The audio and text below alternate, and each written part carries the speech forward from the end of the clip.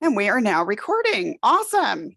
Well, it's great to see you all today. Thank you so much for joining. I am Lisa Hammett, and I think everybody knows me. Most people know me here, but if you don't, really quick, I am a success coach, and my focus is on helping executives manage stress to prevent burnout and to get healthy.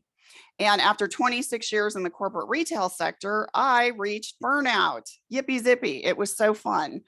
And I am very passionate about helping people not get to that point, because in my case, I was 65 pounds overweight.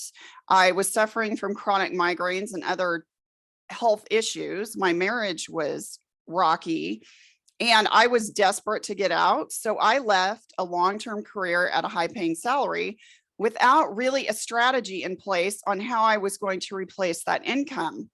So I definitely do not recommend that in any way, shape, or form, because it caused significant financial hardship for many years. Now, with that said, I would have probably exited the industry at some point, but I would have had more forethought. So that's a little bit about me. I'm also a motivational and TEDx speaker, and I published a book, From Burnout to Best Life, which integrates my journey of moving past burnout to a happy, healthy, fulfilled life. But enough about me.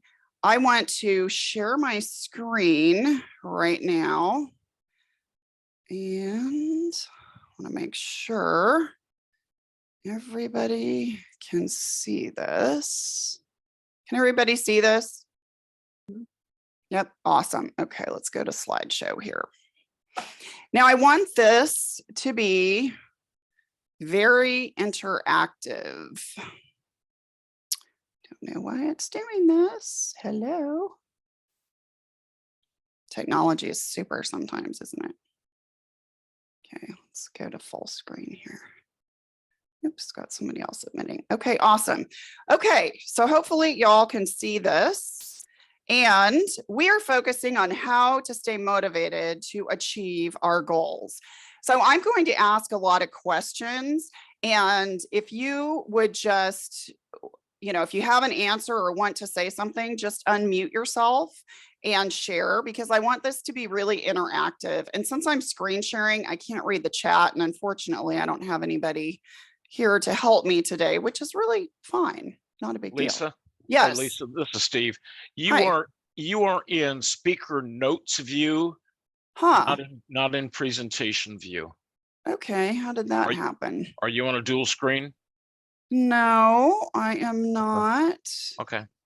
That is weird. So we see all the upcoming slides. Yeah, which you don't need. So I'm trying to hit slideshow and it's not allowing me to. Okay. Then you should be able to go towards the right corner. To the left corner and play from start. Oh, thank you. Duh. Here we go. Don't worry about it. That's what we're here y'all for. are amazing. Thank you. Got it. Thank you. Okay, now I see this. Thank you so very much. Okay, so let's get moving. So let me ask you this. Are you on target to achieve your 2023 goals? Is this you just trotting up the stairs, feeling super excited? You're like, yes, I'm on target. Anybody? Is this you? Say yes if it is. If I don't hear you, I'm assuming that you're not this person. Yes. You are this person, or you're not? Well, except for running up the steps, I'm still learning how to walk again. Oh, goodness. Okay. Well, that's an important thing. Okay, but you're on target. And I saw some heads nodding, not so much. So, all right. So if this is not you, how's this? You feel like you're kind of walking a tightrope and you're like, oh, yeah, some heads nodding. Little in between. A little in between. Okay. Okay. Now let's hope nobody is here. I hope nobody is here. But if you want to share that you are, that is okay. This is a safe space. So, and if you're not currently, has anybody ever been here?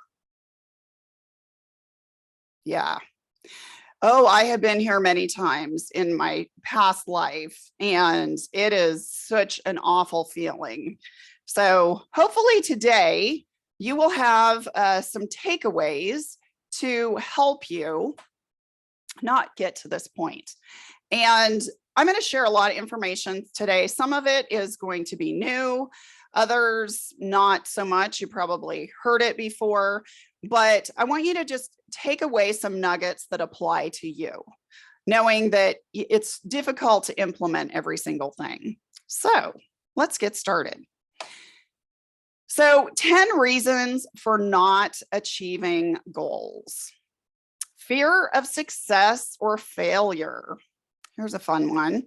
And you might be thinking, why would I fear success? But we'll talk more about that in a minute. Or failure. I know fear of failure is a very real, excuse me, did you understand that? Real thing. Lack of focus. Many of you put that in the chat when I asked you that question when you first popped on. Feel like there's just so many things going on. Unrealistic goals. They're too big. Lack of a clear vision. What do I mean by a clear vision? Anybody? Maybe the steps to get to where you're going, or you don't see the obstacles to navigate through to get there. Okay. Very defined vision, knowing exactly what you're looking for in all steps. Okay. Okay. And then getting stuck in the weeds. Here's a fun one. Do you ever just get so focused on the fires that it's hard to, sit back and look from the lens of the big picture? We get so stuck in the weeds of, oh gosh, I haven't done this, or I haven't done that, or I should have done this. And the problem is then we lose sight of that crystal clear vision. Too many goals.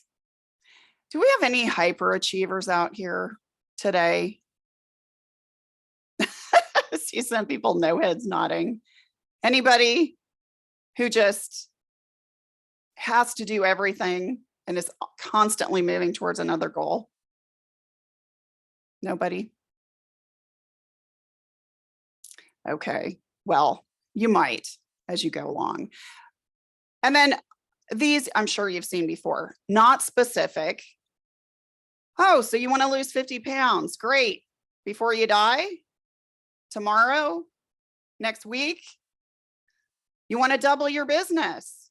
Great. Tomorrow? Probably not. Next month? Next year? When it's not specific, it's really, really difficult to achieve that goal. Not active. Active is meaning something that you're going to do versus something you're going to stop doing. We'll talk about more of that later. And then not relevant. What is something that you really want to do and versus something that you feel you should do? We'll talk more about that in a minute. And then not measurable. If you can't measure your goal, then how are you ever going to be successful? All right, so let's dive into each of these. Why do we fear success? Anybody? Because I know that seems weird. Why would you fear success?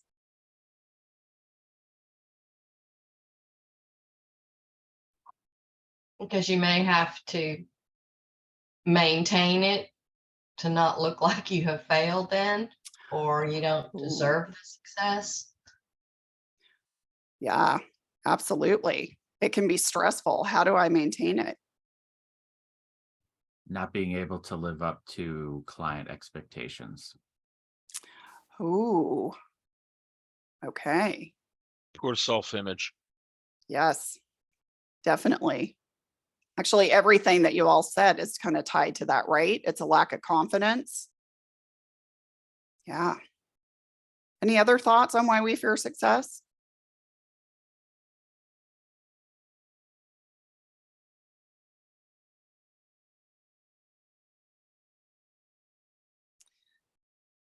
We want to stay comfortable, even if we're uncomfortable. This could be another reason too. And I know this seems really bizarre, because why would we stay in something that doesn't make us happy and really does not generate the life that we want? But the thing is, as human beings, we like to take the path of least resistance. And if something gets difficult and there's a lot of friction, we go in the opposite direction. So in this case, when it comes to success, wouldn't you agree that really success means kind of going out on a limb, getting out of your comfort zone? And that can be really scary for a lot of people. So that could be another reason. And then also, how will I handle it? You know, Nancy kind of shared a little bit about that as well. Well, actually, you all did. Steve did, Dan did, everybody did. How can I handle that success? Because will your life change? Yes, of course it will change. Will your family and friends maybe react differently to you, or the time that you spend with them, may that change? It could, and it could be kind of scary. So all great reasons. Thank you for sharing that. So that is legit. Now let's talk about fear of failure. Were we born with a fear of failure? No, heads nodding no. Then how do we develop this? If we weren't inherently born with a fear of failure, why do we become so fearful of life? Things we see others have done or not done. Okay. Inheritance from parents. Yes. Past experiences. Yes. Things might not have gone your way. Yes, certain role models, your upbringing. Has anybody here ever gotten let go from a job? Some not. Well, if you have, oftentimes, especially in today's world with all this downsizing, it may have nothing to do with your performance at all. Its bottom line is they need to reduce headcount because they can't afford everybody anymore. Now, yes, some of it can be performance-based, but oftentimes it's just a reduction in headcount to meet expenses or to be able to manage expenses. But, you know, we spend, especially if we work full-time, and often if we work in the corporate sector, our job is where we spend most of our time. And actually for entrepreneurs too, you're building a business. Oh my gosh, you could work all the time. So it's kind of hard in situations like that to not take it personally. And we shouldn't take it personally, but we do. So we develop these fears of failure, absolutely, due to past experience and role models. Any other reasons that you can think of?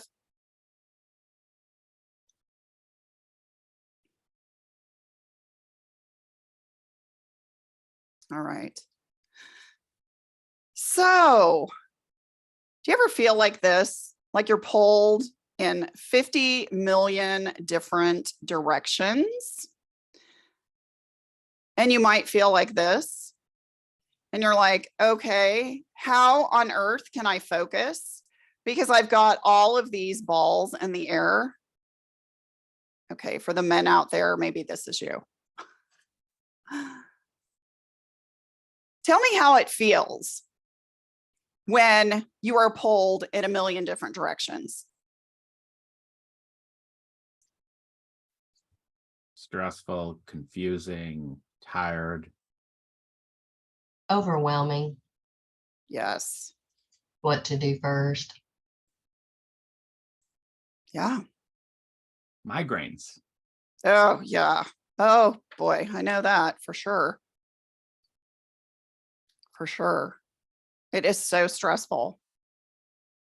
And your body, those are all warning signs to stress that something needs to change. But how often do we listen to those warning signs? Very, very little. Yes, very little. And it just compounds. And then we end up getting sick, or we have an emotional breakdown. I don't mean ending up in like an asylum or anything, but we do. We kind of have a breakdown, and it is really overwhelming. All right, so we're going to talk about that.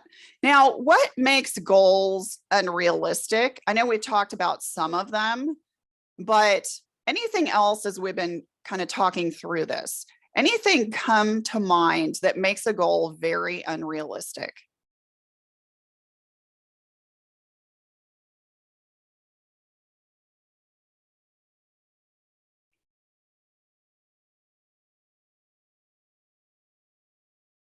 If there's something else, as they say, on your plate that must be done, and that comes first. Okay. So is it necessarily the goal that's unrealistic, or is it the fact that life happens and something occurs that takes your eye off the goal? The latter, something that you have to take care of no matter what. So what do you do in those situations? Because life is going to happen, right? It's going to throw us curveballs, and they're not always fun. So how do you plan for the unexpected? I think in my case, I'm just putting off the goals, but keeping them definitely on my mind. I just can't get there right now. Okay. And in some cases, that might be the case. You know, you might have to tweak the time frame, or the actual goal itself just, you know, might have to be adjusted. But when it comes to goals, we have to be flexible, because here's human behavior. When our environments change, our behaviors change. That's just scientific proof. So COVID, for example, which thankfully, you know, we're coming out of that in a lot of ways, although our world is different. But when that happens and our environment changes, boy, give me some examples of how our behavior changed. Increased depression around the world. Yeah. Huge. Our mental health. What are some other behaviors that changed? It's been easier to stay reclusive like we were instead of, Yes. even though before the pandemic, that was my more natural personality, to be out and do and out and do. And now it's like, it's just easier to stay home. And that goes back to kind of inner comfort zone, because now we have to get out of our comfort zone again, right? Because we got comfortable, and we might not be entirely happy with that, but we're comfortable. Yeah. Great share. From a weight perspective, a lot of people had less fitness going on. Ugh. And in some cases, some had more fitness depending upon the lifestyle they were looking at. So true. So true. So we have to be flexible in those situations. Robin, were you going to say something? Yeah, I was just going to say, you know, it was more important to have better online skills and learn, you know, how to operate online versus face to face. True. And that was a whole learning curve for people. Whole learning curve. All right, so let's talk about that lack of a clear vision. And I had asked you before, what is a clear vision? How do Olympic athletes and pro athletes, like NFL players, how do they achieve Super Bowl wins and Olympic gold medals. How do they do it? Training, Training. coaching, strength Coaching. building, Okay. proper eating. Yes, all important. What else? Keeping focused on the goal. Yes. And how do they stay focused? Good question. It's like, that's why I'm here. Well, here's that vision. Have you taken the time to really visualize what your life is going to be like when you achieve your goal?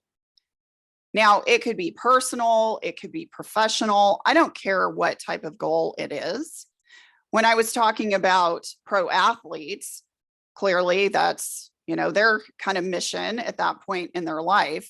So their goal is, okay, what's it going to feel like when we win that Super Bowl trophy, or, when I win that Olympic gold medal? So it's visualizing it. Now, when I say this, I don't mean that you have to know every single step that it's going to take to get you to that end result. You may not know yet, but you have to, one, believe it's possible, and two, see it.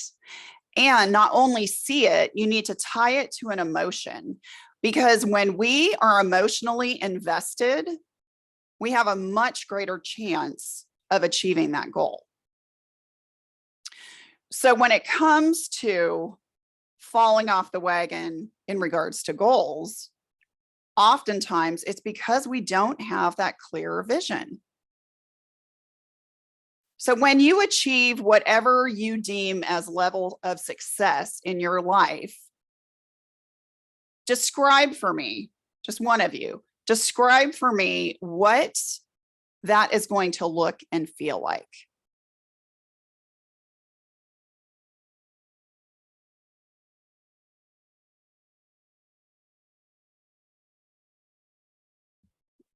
Come off with less stress. I will feel the achievement. I will feel successful. I will feel it'll have a lot more flexibility, and I'll be able to do more things knowing that there's less stress going on. What kind of things? Let's be specific.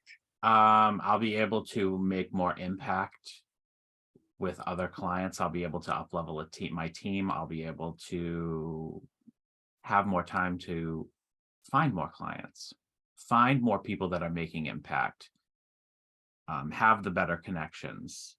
And then on the personal end, I'll be able to free up my time more for family and be able to enjoy more of time with them and be able to still maintain the business the right way. Nice. Now I want you to take it a step further and really describe how you're going to feel. I know you mentioned that lack of stress, but what does that equate to? How are you going to feel? I won't have a financial burden, number one. So Okay. you'll feel comfortable knowing that the monetary portion is taken care of and you don't have to worry about that. But then you'll be able to do more things out there. So you'll be able to, go take trips if you want to, experience, I should say life experiences. Let's just make it easier. Just do that. You'll have more life experiences. Okay. And then for me, it'll be able to add more team members, add more, which will then in turn add more clients, which will then be able for me to do the part of my clients' work that I like to do, which is the strategy. Awesome. That's great. So if you don't have, not just Dan, well, Dan has a pretty good visual, but if you're not 100% on this, I really want you to take some time, because this really needs to be your starting point. And the number one reason why those pro athletes and Olympic medalists win, it's all because of their mindset. They have coaches that help them develop their clear vision and get their mindset where it needs to be. That's the number one thing.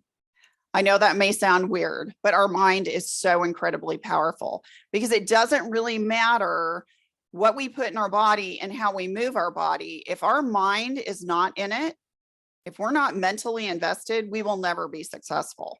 So those other things absolutely are important, but first you must have the belief system that you can do it.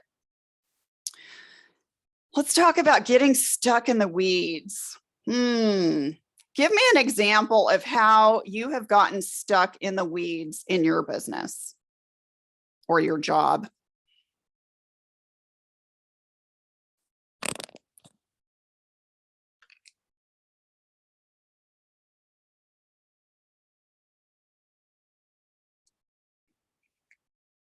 Doing the things that aren't going to necessarily make me more money or find me more clients. Ah, So doing the such busy as work. Busy work. Yeah. What could that entail? What could be busy work? Things that I don't enjoy doing but have to do that I'm not outsourcing to other people. Such as Copywriting, website maintenance, social media. I can't say design because I have to do the design for my business, but for other people, design work. all good examples. Yeah. It's basically taking your focus off of the big picture and what is truly important and getting stuck in the minutia.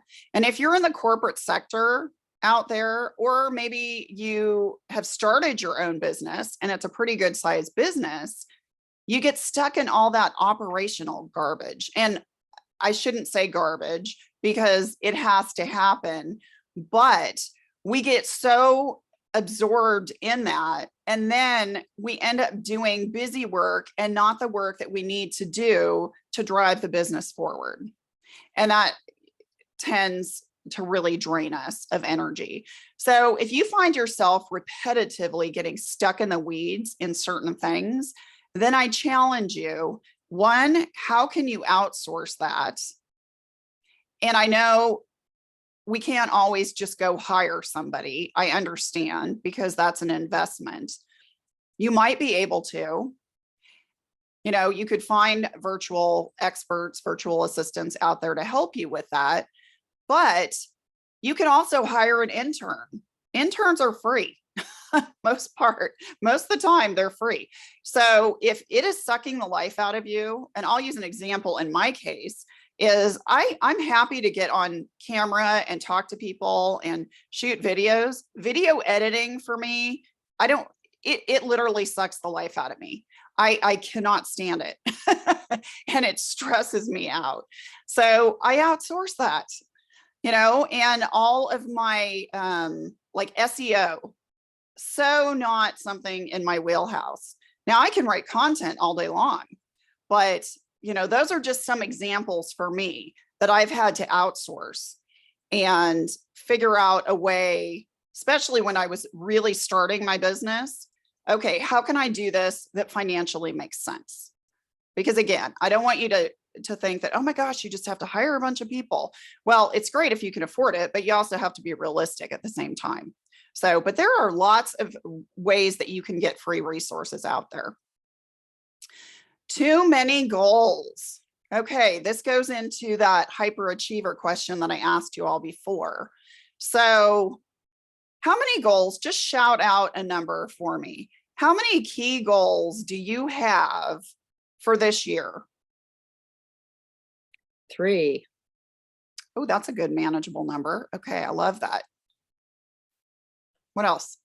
I think I have 4 or 5, but there's like 2 personal, 2 professional, and then an overarching. Okay. Anybody have 10 or more?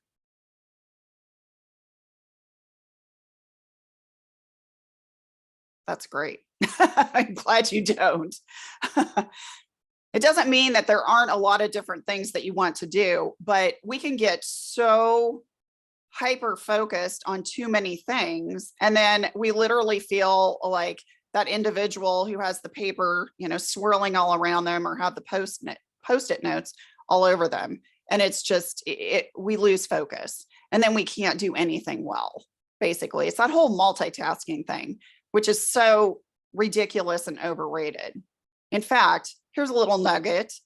Multitasking was never meant for human consumption. It was actually created by IBM for running back office applications and making computers more efficient. It was not even created for human consumption. Yet, how many of us feel like, oh, we have to do like 20 things at the same time? Well, the problem is when we do that, we don't do anything well, and we set ourselves up for failure. That's a whole nother conversation. All right. And now let's go into why goals also don't work, is because one, they're not specific. So I'd referenced before, oh, you want to lose 50 pounds. Okay, by when? Tomorrow? Probably not realistic. Next year, 3 months from now, 10 years from now, not active. Okay, so here's one is, let's say the one that comes to mind for me right now is, okay, maybe you want to stop eating ice cream after dinner. Okay, I know that's a random example, and you're like, well, that has nothing to do with my business. Okay, well, just humor me. It's an example. So it is not an active example, because that is something that you want to stop doing. I want to stop eating ice cream while I'm watching TV. Okay, how about I will pay my bills, or that is when I will scroll on social media, while I'm watching TV. Has nothing to do with what you're going to stop doing, because when we tell ourselves we can't do something, how does that make us feel? You want to do it. Of course.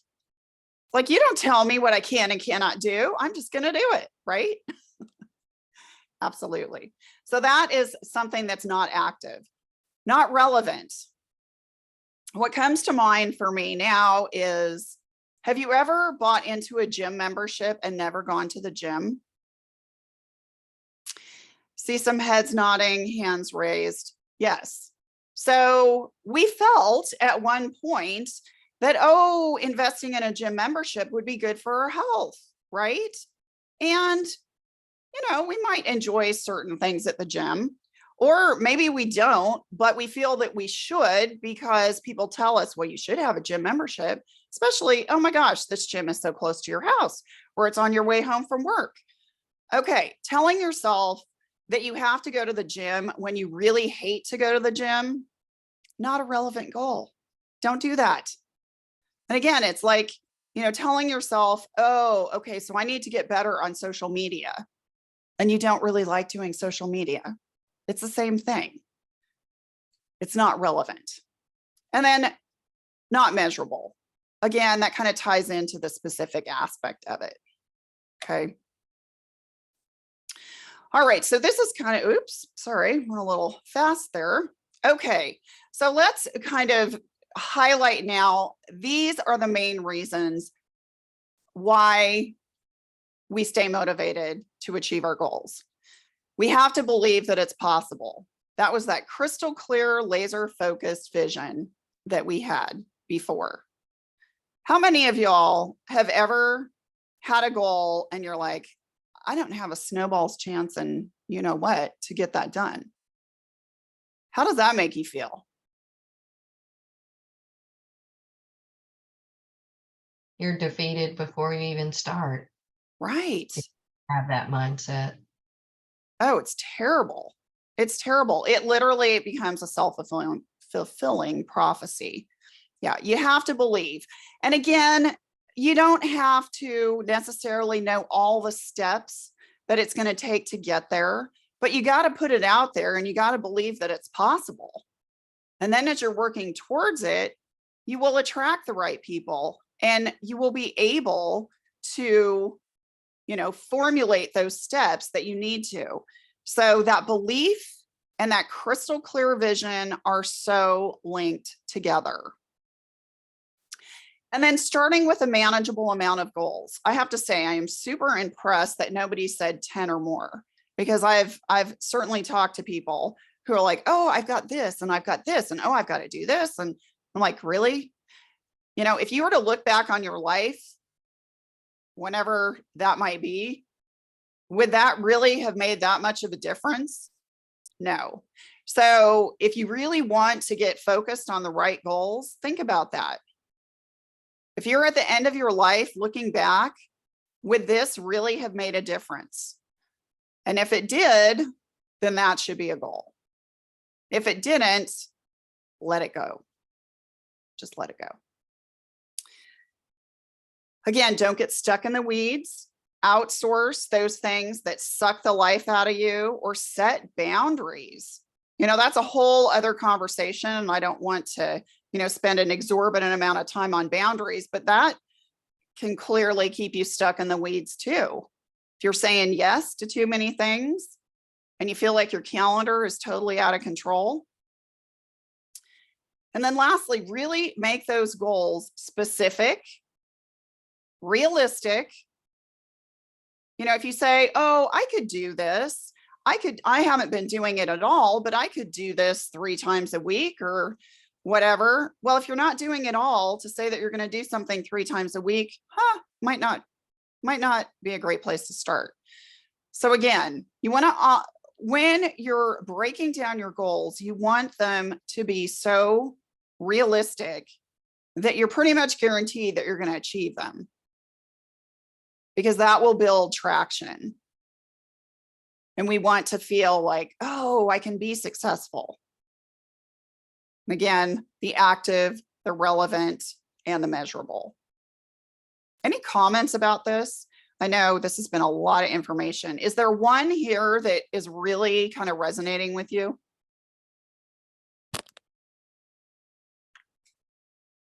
I think the realistic part does, because when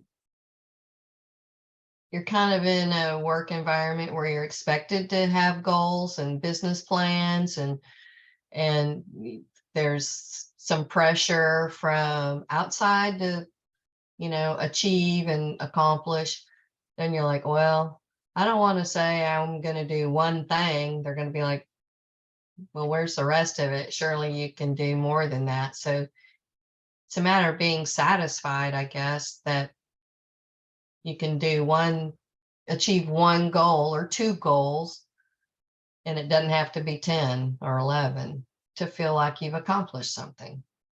Absolutely. Absolutely. You know, we trick our brains often. If you ever had a to-do list that's like a mile long, I hate that term to-do list because it's so task driven. And yes, there are things that, yes, you might want to get done, but it kind of takes the emotion, and it's just so transactional when you do that. So when you're thinking about these realistic, specific goals, instead of looking at it as a laundry list of things that you have to do, think of it as an accomplishment list. So that if maybe you do have 3 or 4 on there and you've accomplished one, hey, I've accomplished something on my accomplishment list. It sounds so much better than saying, oh, I only did one thing on my to-do list. So again, it's just kind of how you shift that mindset. So thanks, Nancy, for sharing that. And then get an accountability partner. It is so important to have an accountability partner.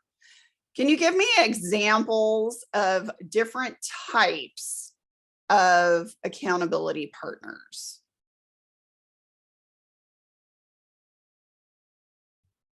Business-wise, mine would be my project manager Okay. and my coach, because both of them are pushing my behind to get the things that I said I would get done on time. Okay. Awesome. What's another example of an accountability partner?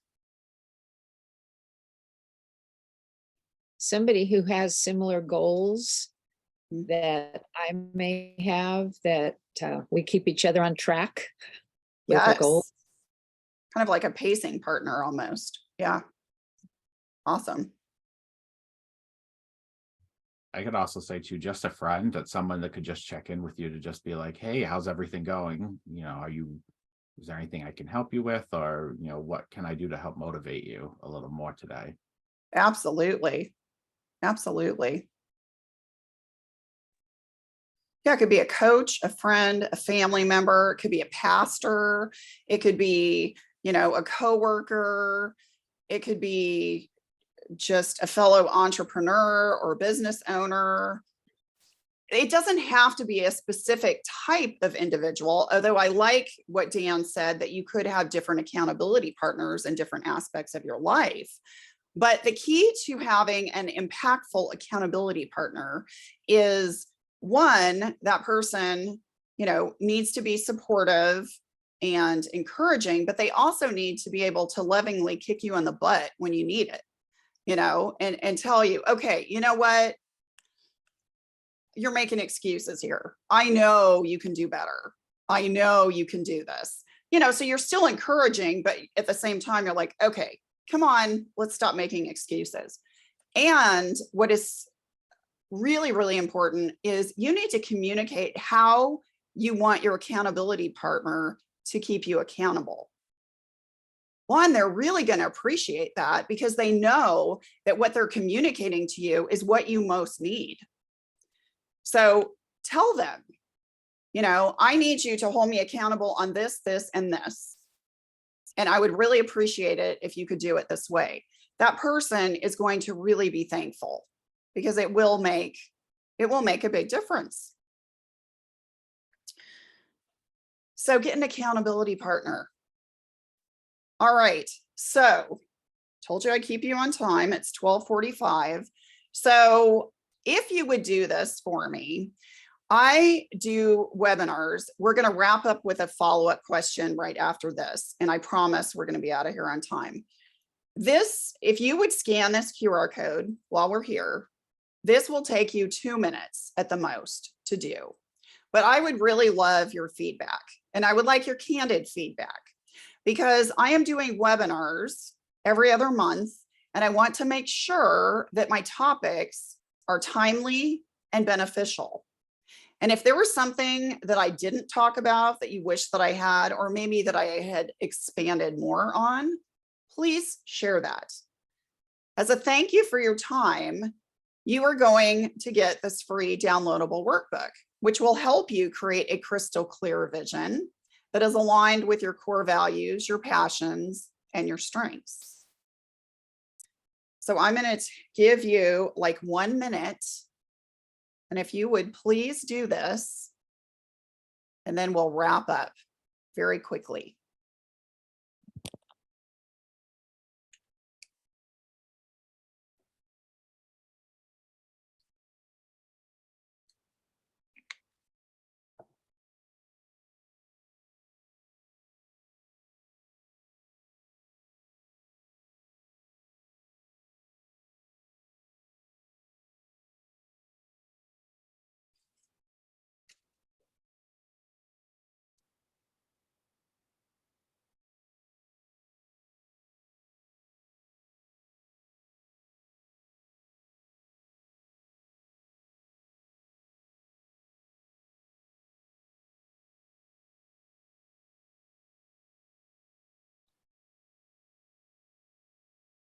And when you're done, if you could just give me a quick thumbs up so that I know.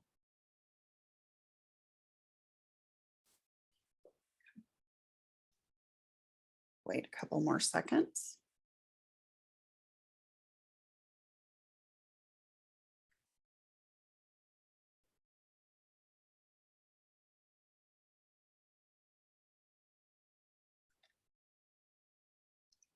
All right, if you're wrapping up, that's awesome.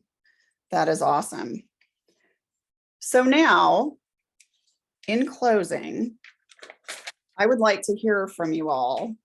What is your one takeaway of what we talked about today? What is one thing that you are ready to implement to help you achieve your goal? And I'm going to stop sharing.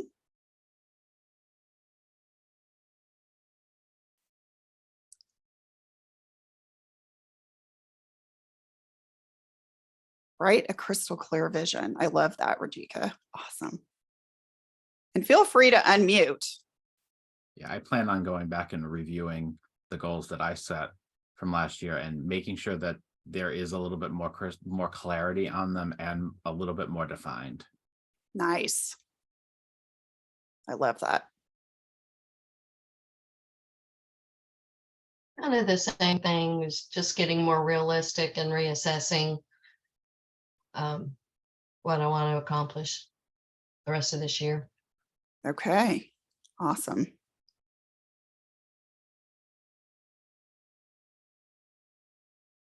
Anybody else? Definitely more definition and creating realistic timelines. Yes. Realistic. That's the common denominator here today, is realistic. And again, if I know some of you had to pop on later. So when we're talking about realistic, it almost needs to be stupid simple to the point of, because you want to build that traction and believe that it's possible. Anybody else? What's a takeaway?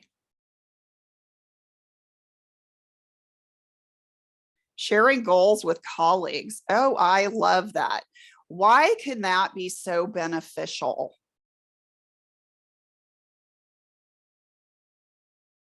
That kind of already builds in some accountability partnership. Yes, definitely. It's a great way to be accountable. Man, if you put your goals out there, if you share them to people, wow, it's a great way to hold yourself accountable, especially to multiple people. It can get scary sometimes to do that, but man, if you really want to achieve something, spread it like wildfire. I'll tell you, that's what I did when I wrote my book. It's kind of an interesting story, but I had not aspired to write a book, really. I just started blogging during the pandemic, and then more and more people just that I networked with said, wow, you have good content, you should write a book. So I don't know. I'm like, oh, I don't know how to write a book. I've never written a book before. What do I do? I don't know. And then it just kept hammering over and over. And I'm like, so this is not preaching at all, but in my belief is that I was divinely led to do this. So I chose to go ahead with it, and I put it out there. And when I was talking to people, I just put it out to everybody. I just said, I'm going to write a book. I'm not sure exactly when it's going to be finished, but I'm just going to write a book. And I put it out there, and man, did that hold me accountable. But it happened. It happened. So if you have a really lofty goal, and again, don't make it too lofty that you can't achieve it, put it out there. Dominique, don't worry about being late. I am going to send the recording to everybody. So building time through the day with your colleagues to discuss short-term and long-term challenges and successes. We are working on stand-up meetings and end-of-day reviews. Oh, I love that. Boy, what a great way to stay focused. Top of mind. And your lofty goal is to do a TEDx, and you will, Rajika. You will do that TEDx. Yes, you will. Any other takeaways? Comments?